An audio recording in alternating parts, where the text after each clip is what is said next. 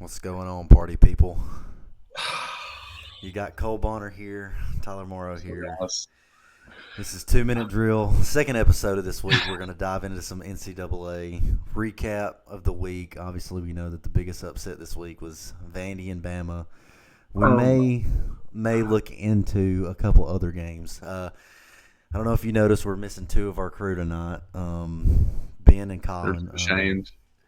They're ashamed to show their faces because of the comments made last week by Colin saying that he would shave his head if Vanderbilt and the redheaded stepchild of the SEC beat us. Yeah. So he's ashamed to show his face this week, and he is probably actively cutting his head and shaving it, and Ben is helping him because they're Yeah. ashamed to show their faces. But Yeah. Somebody anyway, got to hold it down. Somebody's got to keep it moving forward. So absolutely. it's me and you, big dog. Uh, I Where guess do we where do first we things even first. start? Uh, Obviously, being in the South, growing up in the South, playing football in the South. I mean, especially growing up in Alabama. I mean, obviously, all four of us are Alabama fans, diehard Alabama Right. fans, and so it just when you have a game like Saturday, to where you see the unfolding of something really terrible. It's a gut punch, but it's also Like what? like kudos to Vanderbilt because them boys came ready to play. I mean, Like I figure we'll spend majority of this episode. It's going to yeah, be a quick episode. Just I mean on this game, just because, like I said, we love the SEC. yeah, That's the big that's what we like, and we especially love Bama. But I don't care if you're a Pac-2 kind of guy or a Conference yeah. USA. This was the biggest upset by far of the season. In a very long time. So to put it in perspective, me and Tyler are about 23, 24 years old.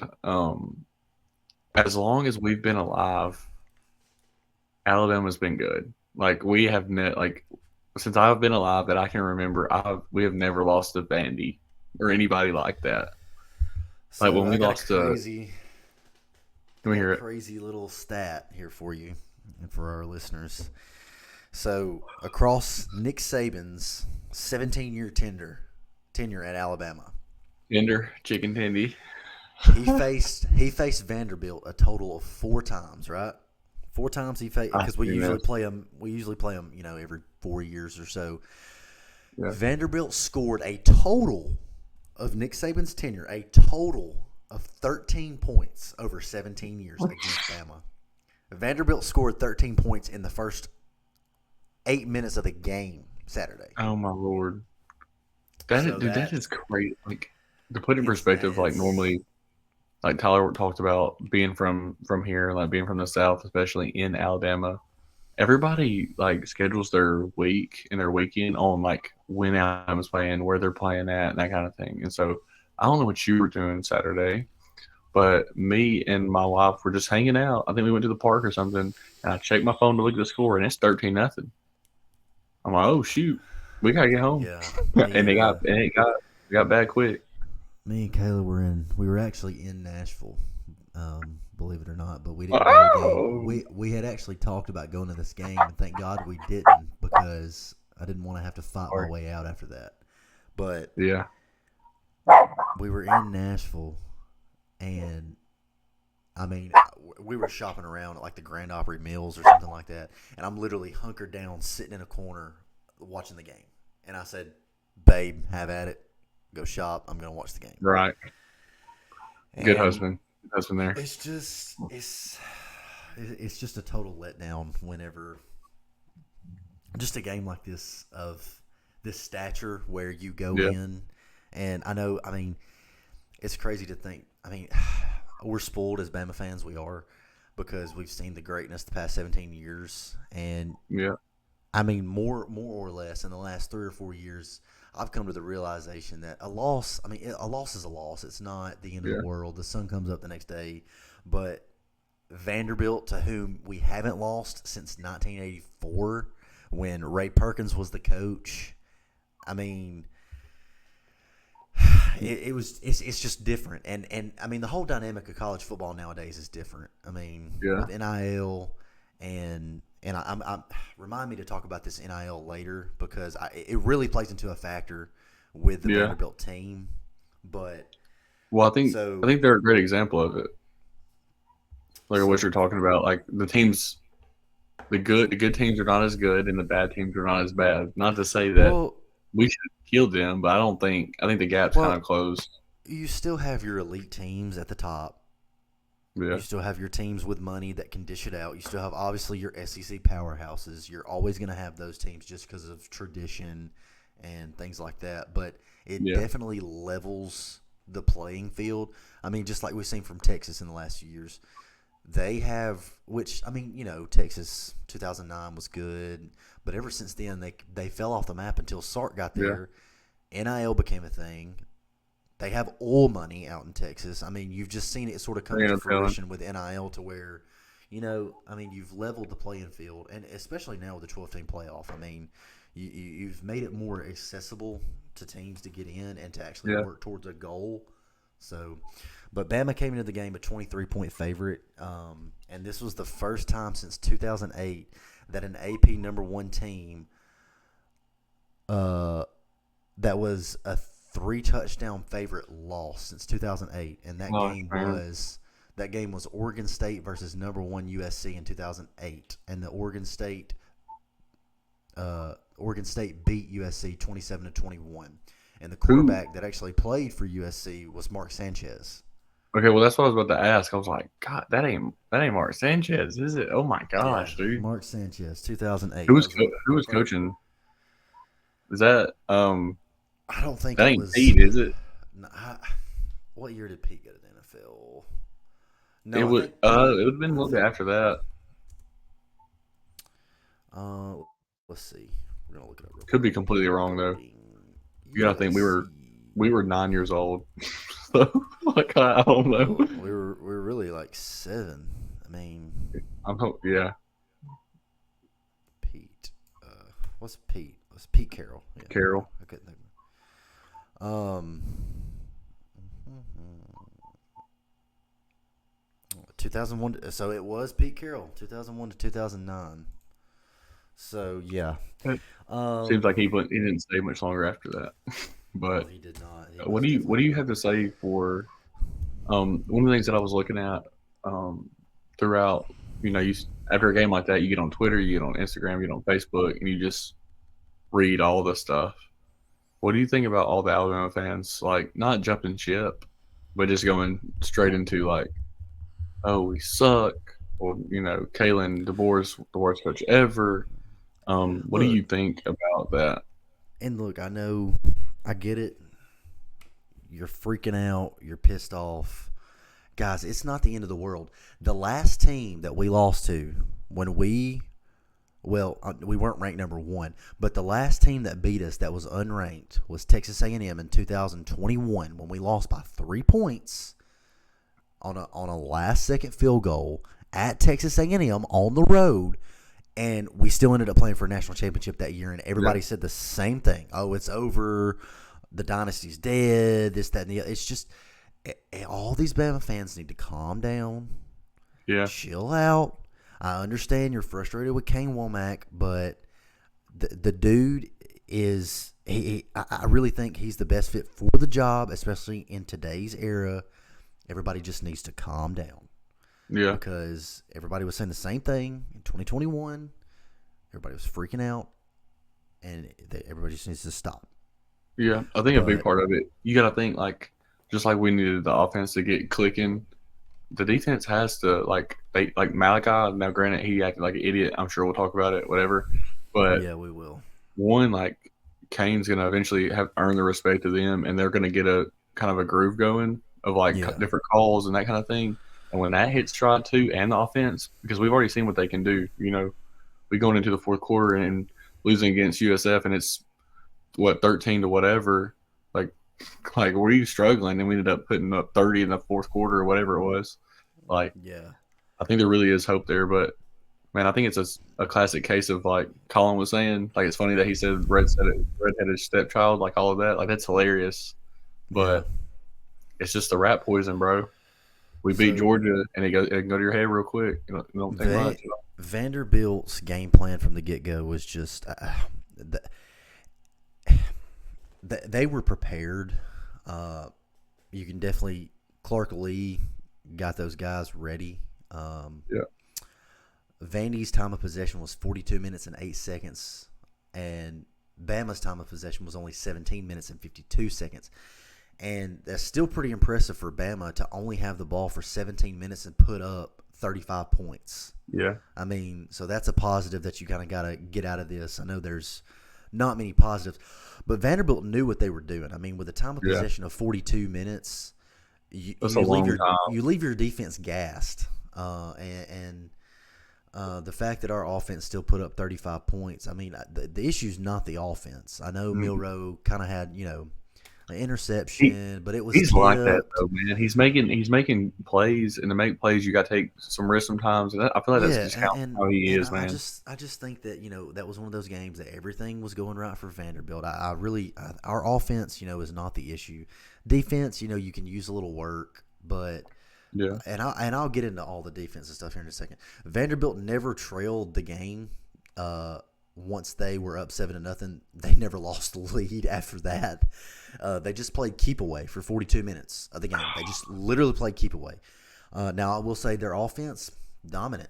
They were 12 of 18 on third down. Diego, go That's Diego, go. insane. Before this game, Vanderbilt was 0-60 versus AP top 5 opponents. They are now 1-60 versus AP top 5 opponents. Bama was 64-3 versus unranked opponents in the Wow. last. Well, actually, I guess this is all time because Yeah, Georgia Tech is one of the opponents that they've lost to that was unranked, and that was all the way back in 1962. And I didn't get dates for the other two, but it's yeah, Georgia Tech in 1962, Mississippi State, and then Texas A&M in 2021. And then now, yeah. 2024 Vanderbilt. Um, but That's as far like you said, Pavier is a great quarterback. He fits that system and the offense very yeah, well. But what's crazy is Pavier's no stranger to upsets. You think about it. Last year when they were playing at New Mexico State, they beat yeah. Auburn at I know. Auburn on the road, and they upset Liberty twice when he was playing for New Mexico Did they State. really? Mm-hmm. Yeah. Golly, man. Yep. And one of the years, I want to say Liberty finished like ranked No, they're good now. 25th maybe in the Uh, AP rankings, is that CFP with rankings. Malik Willis or is that a 2 years ago, that's yeah, 2 years that's ago would have been probably about Malik, I right. think. That's probably about right So then. Pavier knows how to execute in big games like this. I mean, Yeah. and I'm not comparing Liberty to Bama. I'm just saying No, yeah. I mean, when the opponent is supposed to be better on paper, he shows up. Pavier shows up. And I what's think it's a crazy to great. me, what's crazy, and I'll get into this in just a second because I wanted to say this first. This Yeah. game reminded me of 2010 South Carolina game because Alabama in 2010 had just come off of a big win at home against Florida that year, and then they went on the road to South Carolina and they played like absolute garbage. Doggy. Um, it was bad. So Pavier was over 80% completion rate.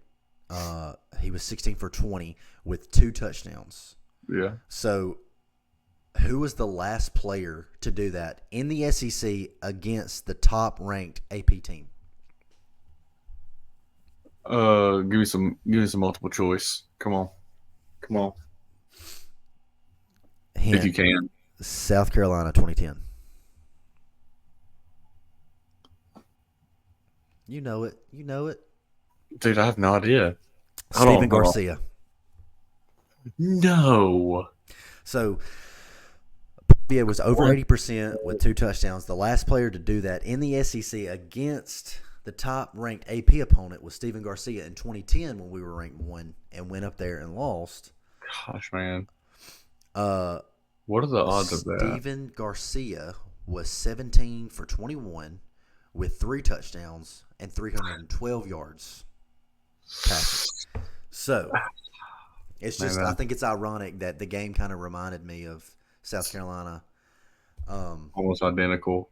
yeah, I mean, It really did feel like from the get go though. Like it just I know felt we like one of were. those trap games I was going to say like, from the very first snap. It just was like, dude, oh crap, they're moving the ball. They just got a pick six. All right, we're gonna get into gear, right? Like and yeah, it just kept. Okay, we're finally we're gonna get it in gear. We're gonna get it in gear. We're gonna get it in gear. and we And just never finally, did. you're down to the last minute, Yeah. and you're like, we just got whipped by Yeah. Vanderbilt of all teams. Yeah. Well, you got to think like I was watching the in and out, and as I, we're all tasting during the game, like, dude, what are we doing? All that kind of stuff. And Ben saying like, what did he text? He said, bro, I think it's in quote, bro, they're just better than us. Now, obviously, he's being, but if you'd watched the film, if you didn't know Vanderbilt was 0-60 versus top ranked teams, and you watched them play us, you'd be like, dang, like they did, You wouldn't have known it. You wouldn't have known it that night. they just look better. And so And I've never been the one, and I'm not going to start tonight. I'm not. yeah, I've never been the one to blame refs, and I'm not blaming the refs. I thought it was honestly one of the best, well officiated games, of the week. But there were a lot of questionable calls, and I'm not blaming the refs. They're human just like us. But when you have a 3rd and 11, and the roughing the passer that Q Rob yeah, got in the second quarter that extended their drive, which ultimately led to them scoring.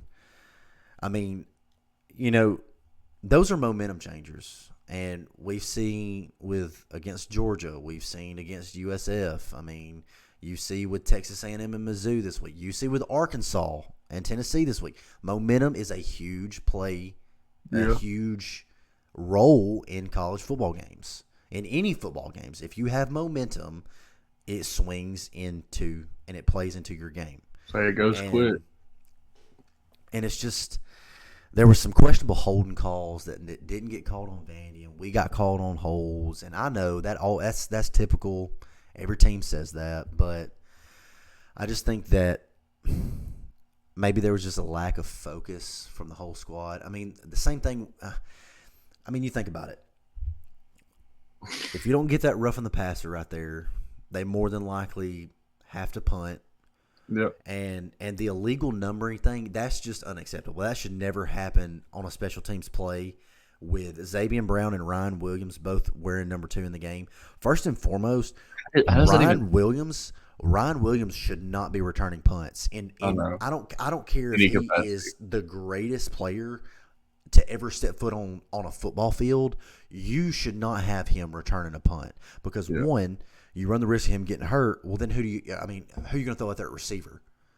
2, let's say he goes out there for a punt return and muffs it and somehow gets it back. Yeah. Well, now he's in his head for the next series. You can't do that to a freshman. I've never liked a freshman returning punts anyway.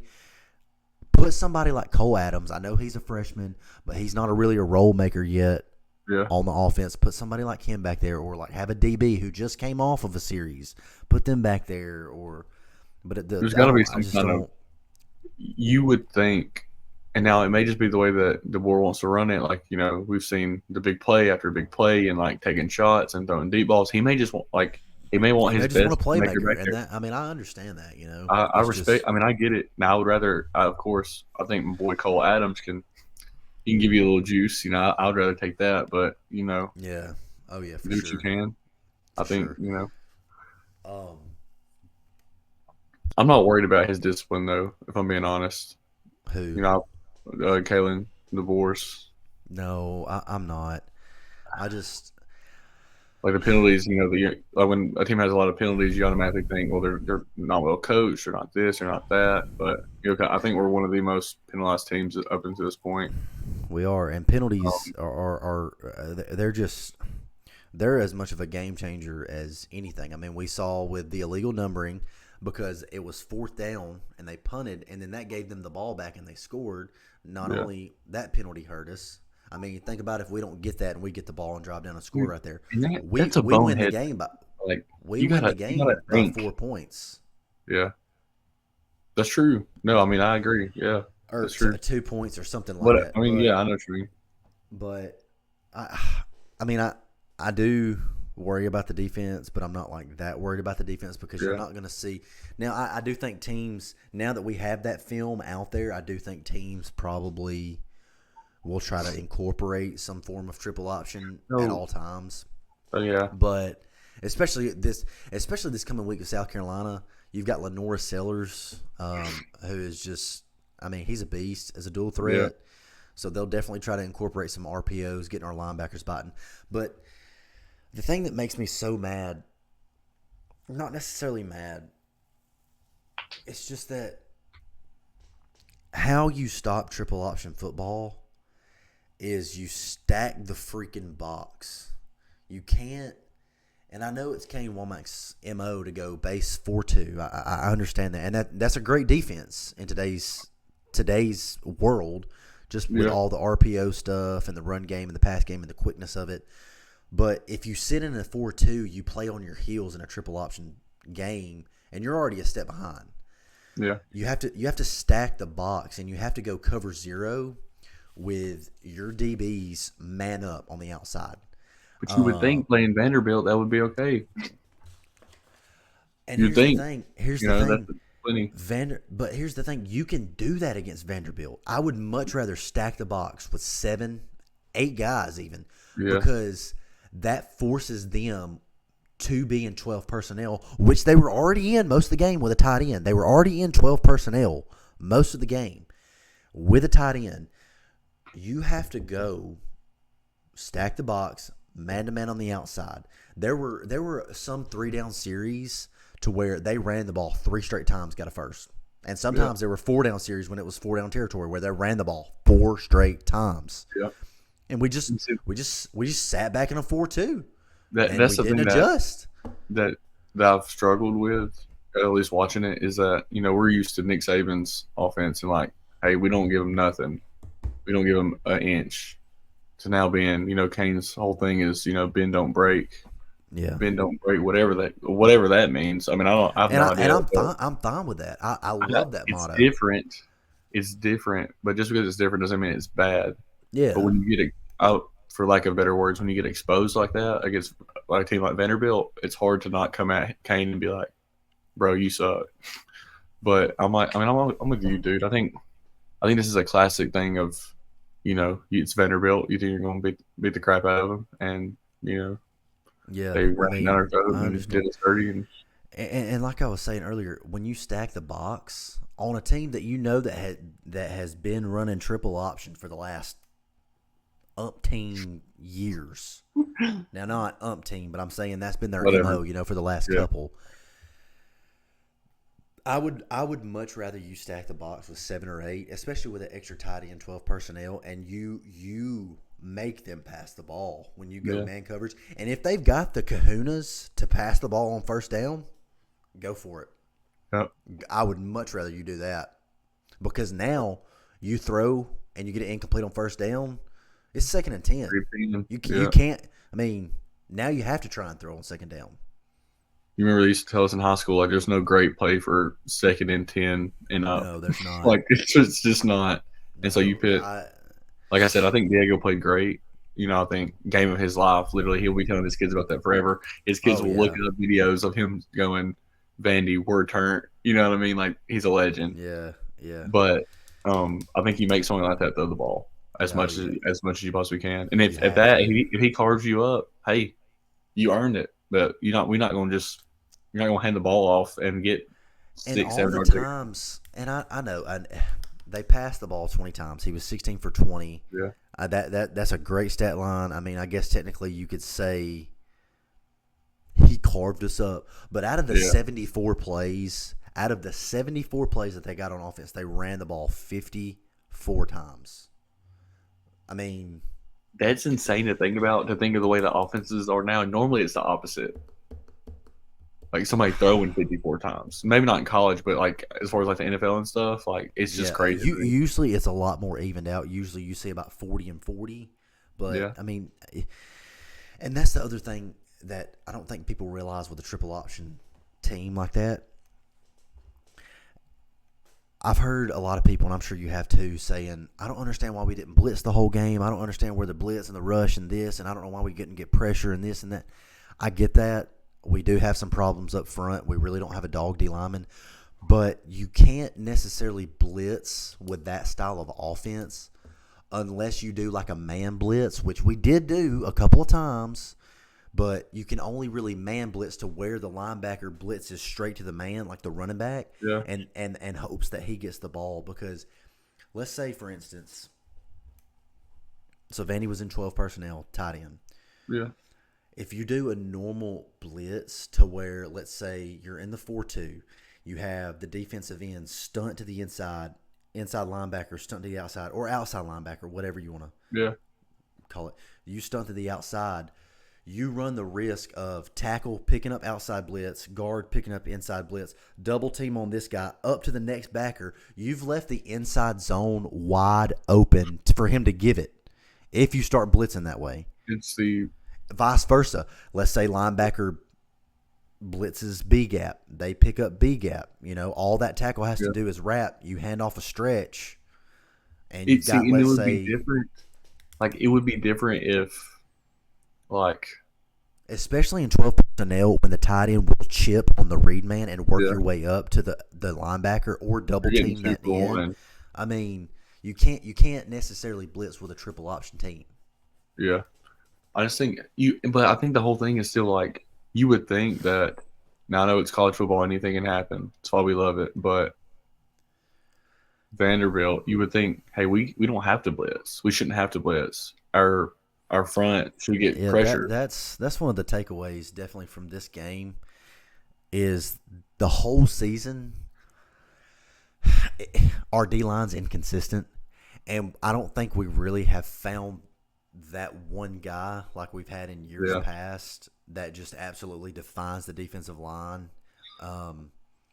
Will Anderson, I guess you could classify him as a D lineman because he was walked up and it was an edge rush the whole, his whole 3 years. The whole ordeal, man. We had Dallas Turner last year.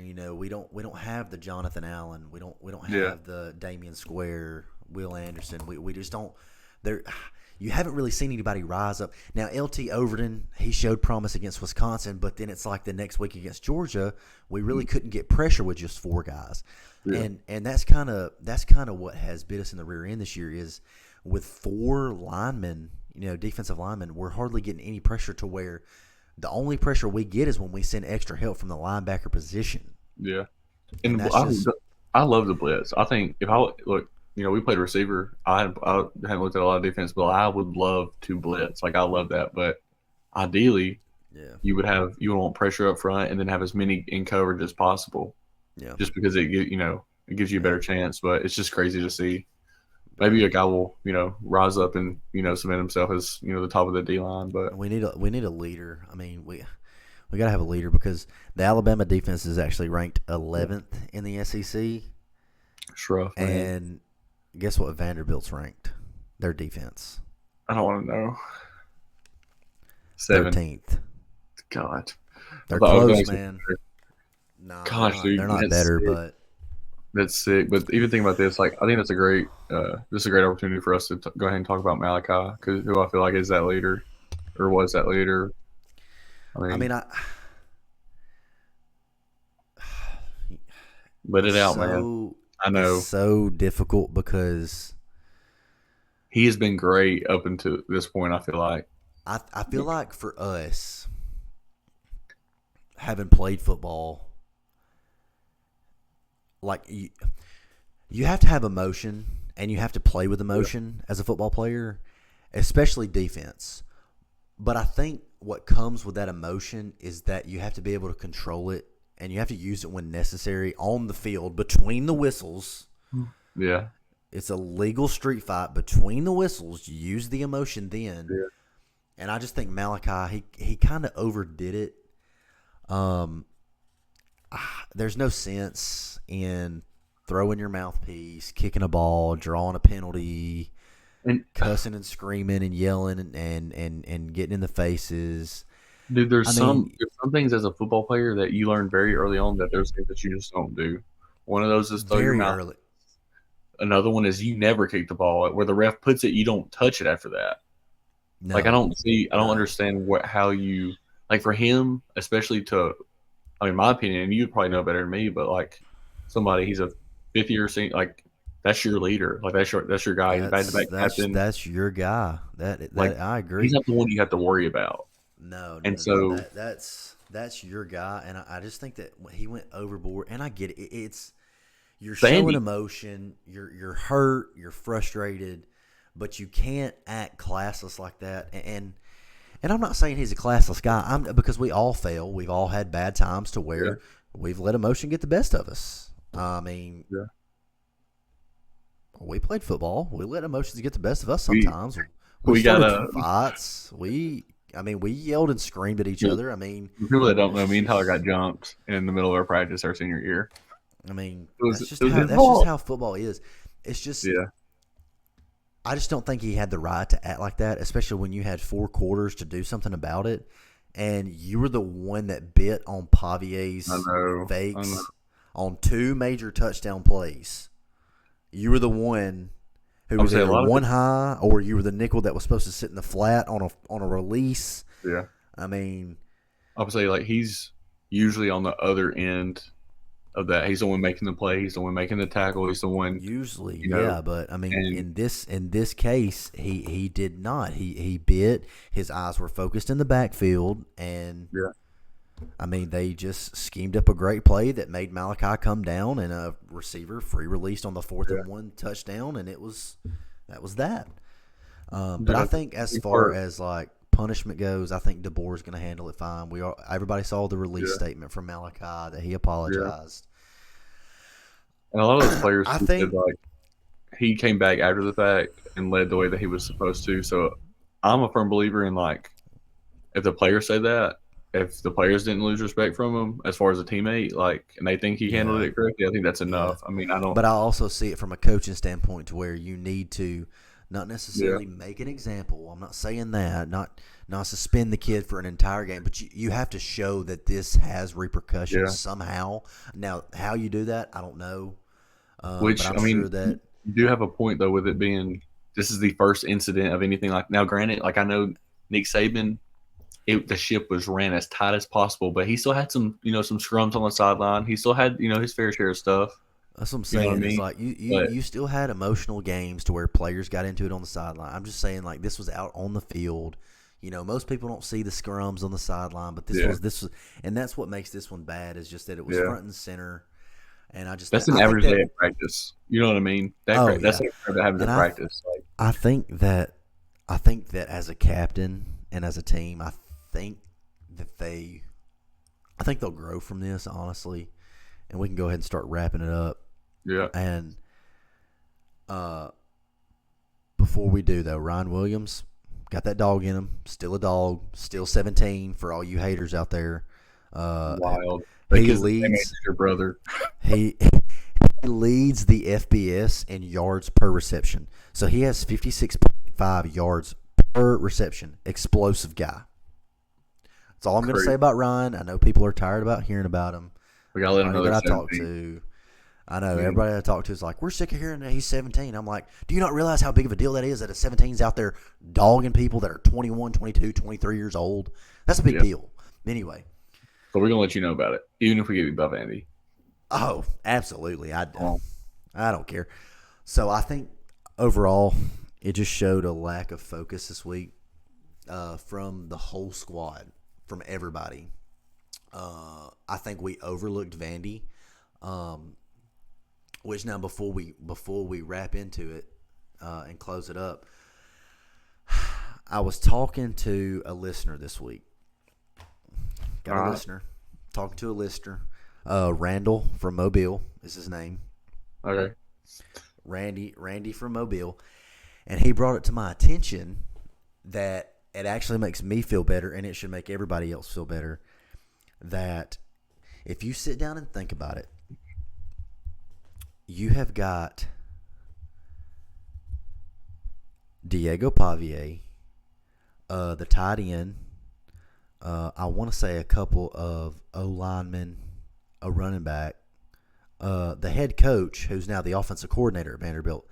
They all came from New Mexico State, right? Yeah.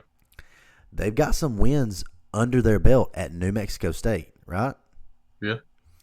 They competed, and I want to say that they won the Conference USA one of the 2 years that they were there. I don't know. You can fact check me on that, Yeah. but I'll look real quick. I'm pretty sure New Mexico State ran Conference USA one of the last 2 years.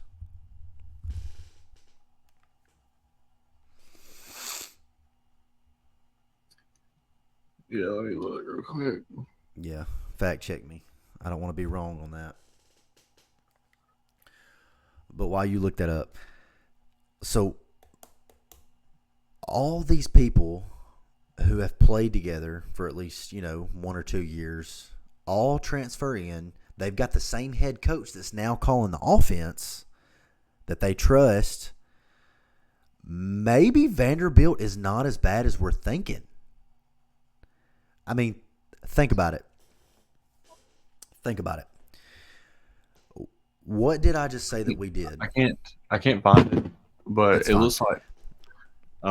looks like you may be close. I think they played for it. It looks like Liberty has won it the last couple of years, but no, I So mean, maybe Vanderbilt is not as bad as we're thinking. Think about this. I just said that we overlooked Vanderbilt because of the win that we got at Georgia. Could it be yeah. possible that Vanderbilt got a big win? Just listen. Okay. Vanderbilt got a big win over Virginia Tech in the first game of the season. Yeah. Could it be possible they overlooked Georgia Southern? Or it wasn't Georgia Southern. Who'd they play? Georgia. I have no idea. I'm going to look it up. I want to be right on this. But they got a big win Yeah, I think it was Georgia at Southern. Virginia Tech.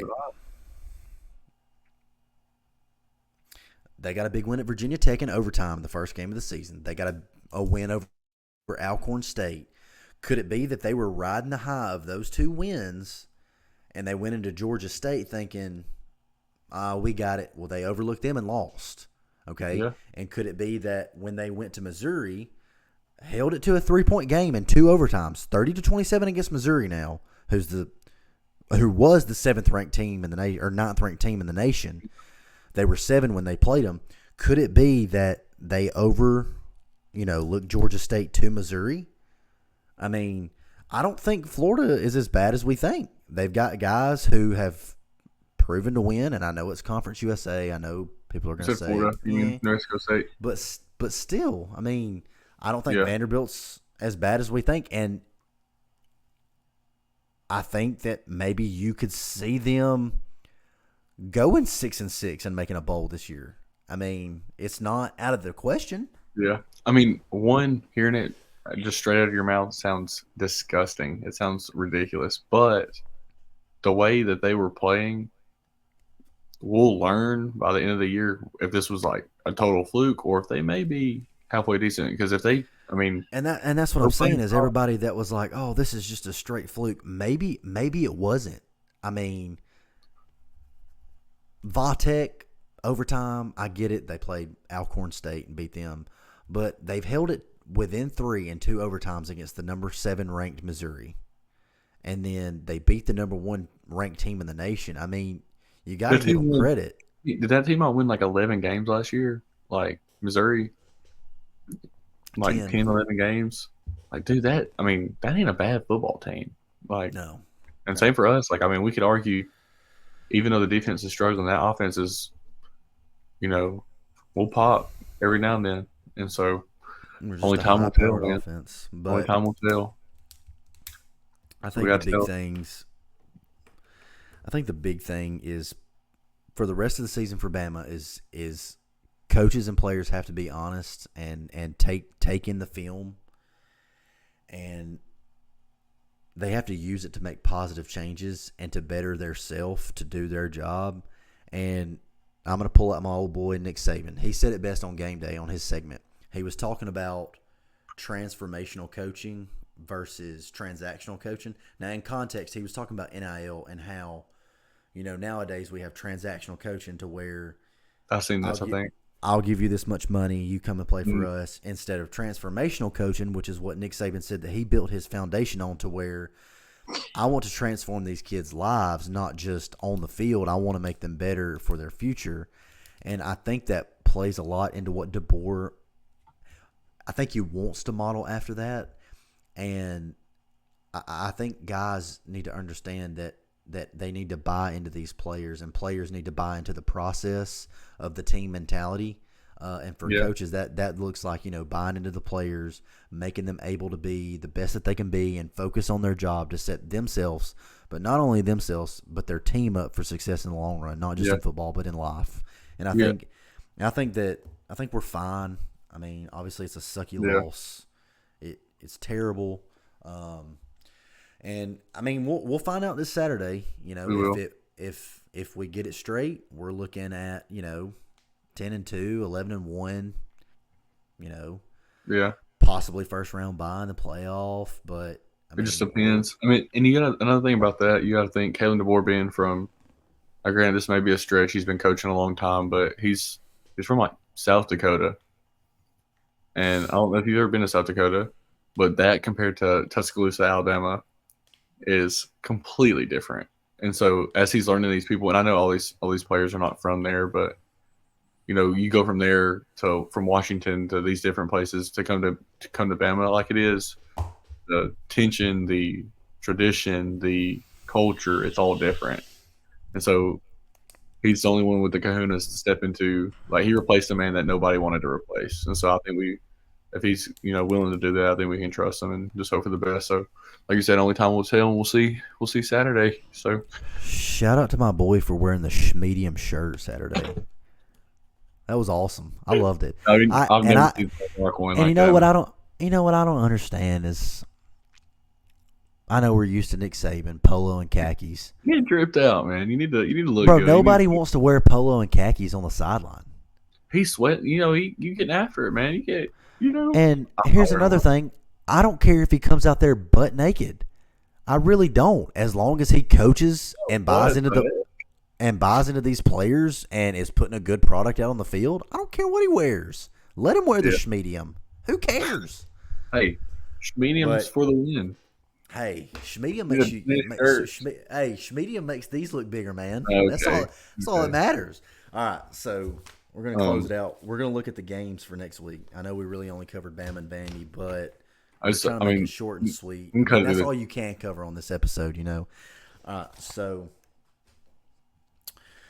big week this week. Big October 12th slate. Do we have the pick'ems? Do we have the score from last week? I know Colin and Ben aren't with us right now.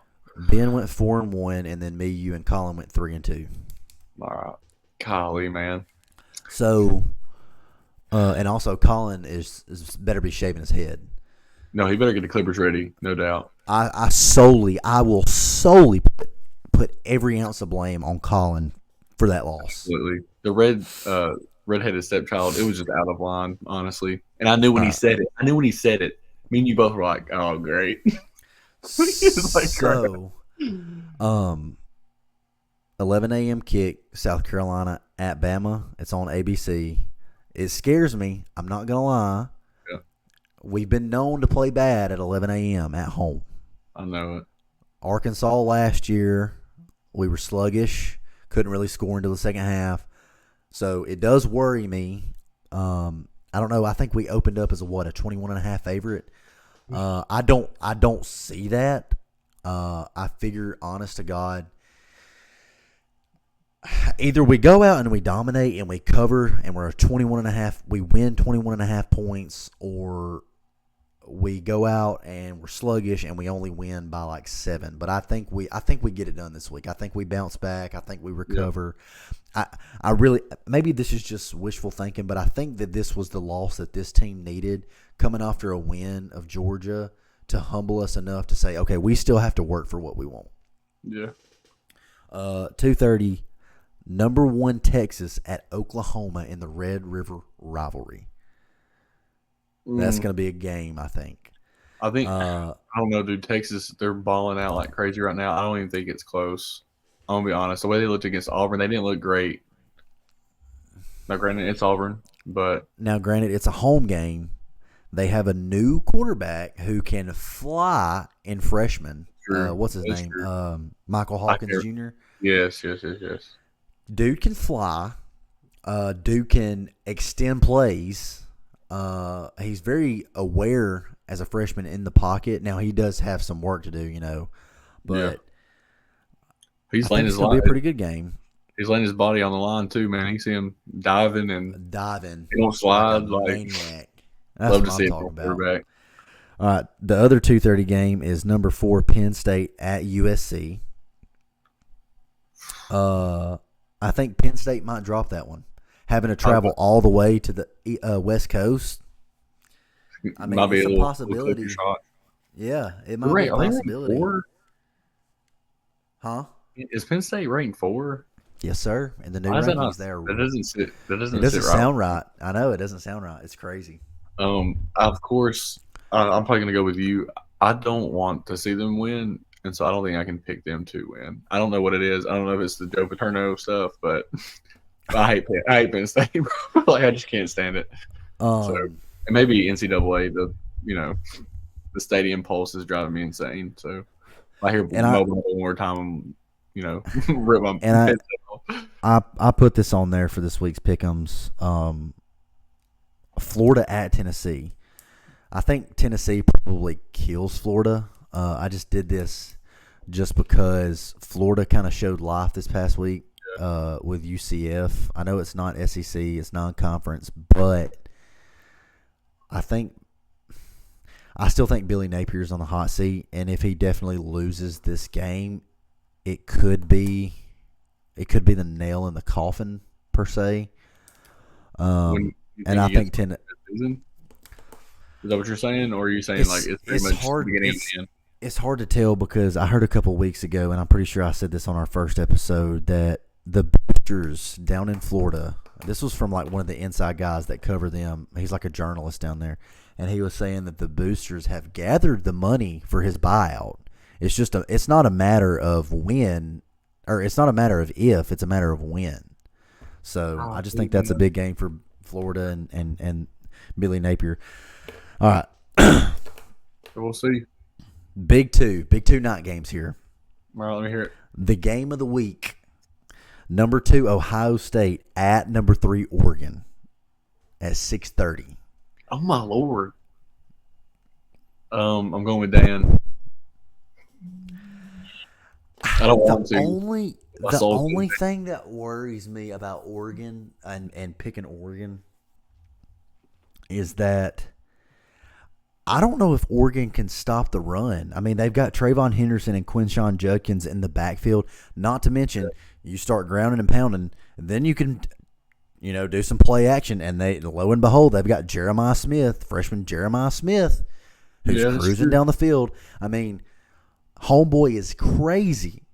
He's not Ryan Williams, but he will do. I know. He's up there. He's up there. I'm going with the better coach. I think Ohio State has a great team around them. I think they have a lot of talent. But at the end of the day, no pun intended, Ryan Day has not got it done. You know what I mean? It's been. And what's crazy is, like, if you look at both their schedules, this is the first game that's going to test both of these teams. Yeah. And the only thing that worries me is that I guess you could technically say this for Will Howard too, but I'm just giving a benefit of the doubt to Ohio State here because this is going to be the best secondary that Dylan Gabriel has faced all year. I mean, you've got Caleb Downs, leading the squad back there. I don't know if he can, especially if they get a pass rush on him and he starts, making just crazy decisions. I just don't know if he can get it done on the, Yeah. I don't know. No, I get it, and I say Oregon not by much, just based off strictly the coaching. Like, And both coaches are elite. And Dan Lanning. I think he's gonna be ready. I don't think it's gonna be. Now I could be wrong. I could be. Maybe I'm hyping him up a little bit. Really wanted him for the Bama job. So, but we'll just have to see. I'm not the biggest fan of Dylan Gabriel, but I think they come prepared, ready to go. Last game, Ole Miss at LSU. LSU trying to get a little revenge. I think Lane to the moon. You think so? I just have the most. I think I was talking to one of my guys at work today, and I was like, man, Lane is crazy, but I love it. Oh, yeah, Lane is a goof. Like I just can't hate him. I don't know why, but I think he's a goofball, a literal knucklehead. Oh But yeah, most I definitely. think after dropping that one the other day, I think they're ready to go. I think Jackson Dart leading that thing is like, you know, It's just it's weird because they look so terrible at home against Kentucky, and then they go out and they dominate South Carolina. That I,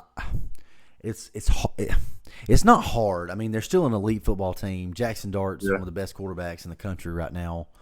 Um, I think I got to go Ole Where, Miss too. it's just the where do you rank them because they are like, honestly, hear me, I could be wrong.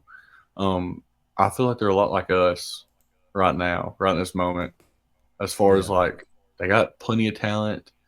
They have high expectations. You're kind of just you don't know who's you're gonna get, like, and so I don't know. but is LSU coming off of a bye week? Hold on.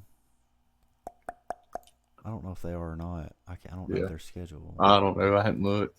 Let me look real quick. If I may change my, which I know we haven't really done the pick'ems yet, but I may have to Go ahead may have and to change it. switch Be it up. different. Be different. I will. Let's see. We can root against each September. other. So I think They are coming off of a bye week. Oh yeah. Okay. All right. Let's do our pick'ems. So first game, South Carolina at Bama. I think Bama. Bama. I think this is a hopeful. I'm hoping that um, Kalen can turn it around and really rally the troops and honestly silence a lot of the haters. So Yeah, I'm going Bama too. Second game, Texas at Oklahoma. I think Texas. I don't know. Did they say who's starting for them? They have not. I want to say I've seen something to where Quinn is a full That's what I go. thought. I don't honestly. I don't think it matters. I was a big. I don't know if you remember me saying this last year. Like I thought Quinn Ewers would be drafted pretty high last year too. So I'm a big fan of him. I think no matter who they start, I think they do good. Yeah. Going Texas. Penn State at USC. I want to say USC so bad. Let's do it. USC. USC. Which I they think the first game of the year playing LSU, which we didn't know how LSU would be. They look pretty good, man. Like did they LSU look lose pretty, that? yeah, dude. Yeah, that's right. That's their They only look pretty loss, I think, solid. this season. Um,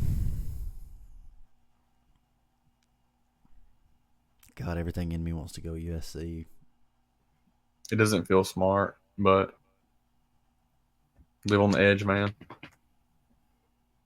I think I'm gonna go USC. I think just with the, and my reasoning is just for the distance traveled, Penn State to USC. I just think that may play an effect into it. Yeah. Having Uh, traveled with teams before, does that play in a big enough like a bigger role than you think? Really? oh, for sure. Oh, Why do for you say that? now. I mean, for me, it did just because we had to ride the bus everywhere. We didn't get to fly Yeah. everywhere, Yeah. but it does like that's a part of the home field advantage that college teams have is having to get on a plane, having to travel across state Yeah. lines, having to do all this. I mean, you don't drive in 30 minutes up the road in the same county to play a high school game. I mean, you're getting on a plane, you're going 3 hours away, 4 hours away, 5 hours away, to play these games. And like in this instance, it's going to be a 3 hour flight. I mean, so Yeah. I was just wondering because it's just. I mean, all I know is you go and get in that 35-minute bus ride, get your mind right. Take a quick nap. Yeah, I mean, and that definitely plays into it, but that's where you got to have the mental toughness to go in and block out everything. Don't feel sorry for yourself and do your job. Yeah. Florida at Tennessee.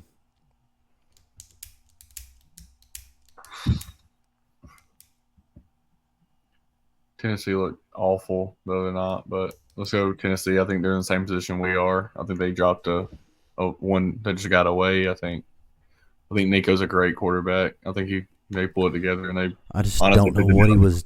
I just don't know what Nico was doing on that 4th and 5, man, with like 10 seconds left. What are you doing? young. Just throw it up. Just young, bro. Just trying to make a play. I'm going Tennessee as well. Yeah. I mean, I don't really think it's a conversation, honestly, but All right, Ohio State and Oregon, the Big Daddy. dude, I said Oregon a minute ago. Do it. Go with your gut. I'm not. My gut's undecided. I hate Dylan Gabriel. I don't know why.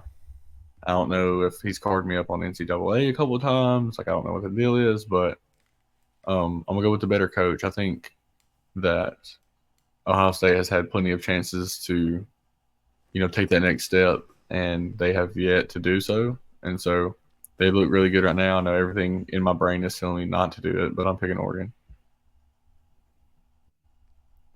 I'm going Ohio State. I just think that I know it's a home game for Oregon. I know they got home field advantage.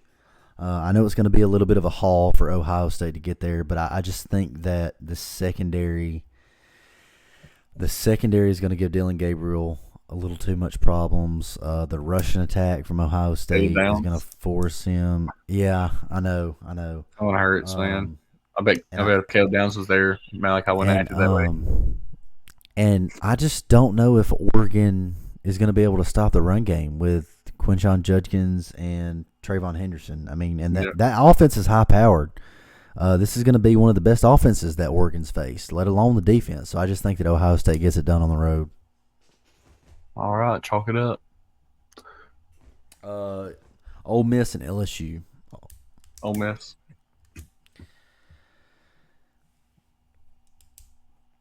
Hate LSU. I think I'm going to give LSU home field advantage. All right. I think, and part of me is just wanting to be different. Part of me does think that Ole Miss is going to go down there and take care of business, but I think I just want to be different just for the sake of the pick'ems. I think that Garrett Nussmeier is not elite. He's not bad, but he's not elite. I think he's a stinker. But yeah, I mean, maybe they can. I think that maybe we'll see. Yeah. But that's all I got this week, man.